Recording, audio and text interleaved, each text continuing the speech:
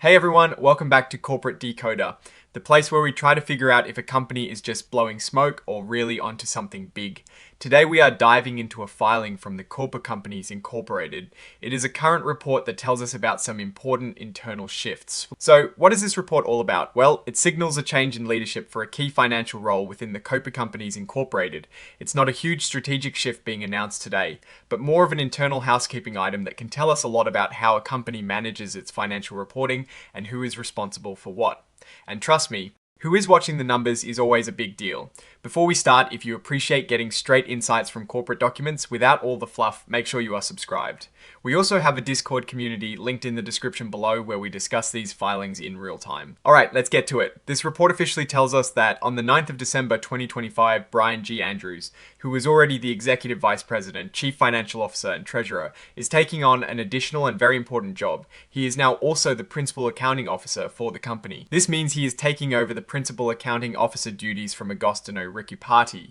Now, Mr. Riccupati is not leaving the company entirely. He's going to keep his role as Senior Vice President of Tax. So it's a bit of a reshuffling of responsibilities, not a complete ousting. Mr. Andrews has been with the Corporate Companies Incorporated since 2020 as Executive Vice President and has been in charge of finances as Chief Financial Officer and Treasurer since 2018. His track record seems solid, and the company is essentially adding to his plate because he is clearly trusted. Now, what's interesting here is that there are no new arrangements or agreements between Mr. Andrews and anyone else that led to this change. It sounds like a direct assignment of duties. Also, there are no specific family relationships or transactions involving Mr. Andrews and the company that need to be disclosed under certain regulations. And importantly, no changes were made to Mr. Andrews' pay for taking on these new duties.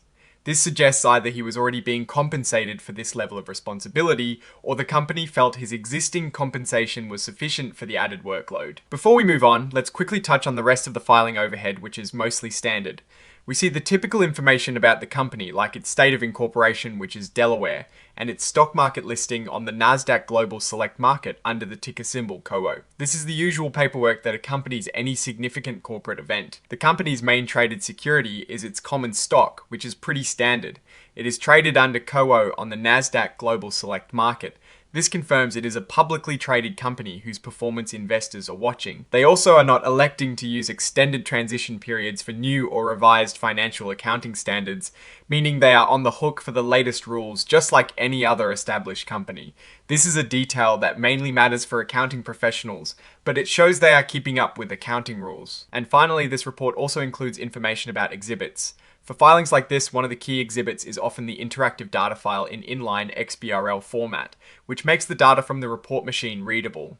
This is Exhibit 104.1 in this filing.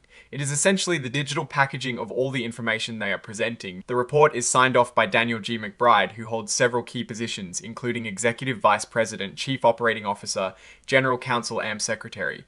This is standard procedure for official filings, showing that a duly authorized person has reviewed and approved the report. The date of the signature is the 12th of December 2025, which is just a few days after the event being reported. Now, looking at the bigger picture here, this report itself is quite brief. It doesn't contain any detailed financial statements or major strategic announcements. The core of this filing is the assignment of the Principal Accounting Officer role. This is a role that is critical for ensuring the accuracy and integrity of a company's financial reporting. By combining this role with the CFO position, the Corporate Companies Incorporated might be aiming for tighter control and integration of financial reporting processes. It can sometimes streamline operations by having one person oversee both the strategic financial direction and the meticulous accounting details. However, it also means that a significant amount of responsibility is now concentrated in one individual. If Mr. Andrews were to become unavailable, it could create a more significant disruption. For investors, this is a subtle signal. It doesn't indicate financial distress or a major strategic pivot, but rather an internal management decision. The fact that there are no compensation changes might suggest this is seen as a natural extension of his existing duties, perhaps reflecting his growing importance within the company. What we don't see in this report are specific financial numbers for the period. This is not a 10Q or 10K filing which would detail revenues, profits, and other key financial metrics. This is an 8K which is used to report specific events that shareholders should know about in a timely manner. Therefore, we can't analyze this filing for financial performance trends.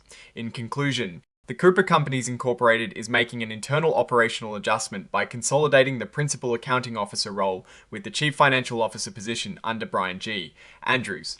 This move seems to be about efficiency rather than a reaction to any major financial issues or a strategic shift. The absence of compensation changes implies it is viewed as an evolution of the existing role.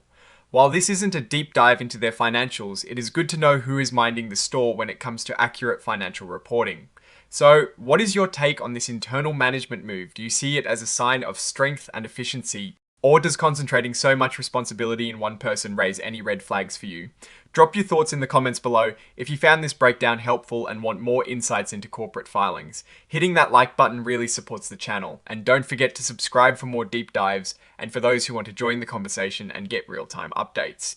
Check out the Discord link in the description. Thanks for watching, and we will see you in the next one.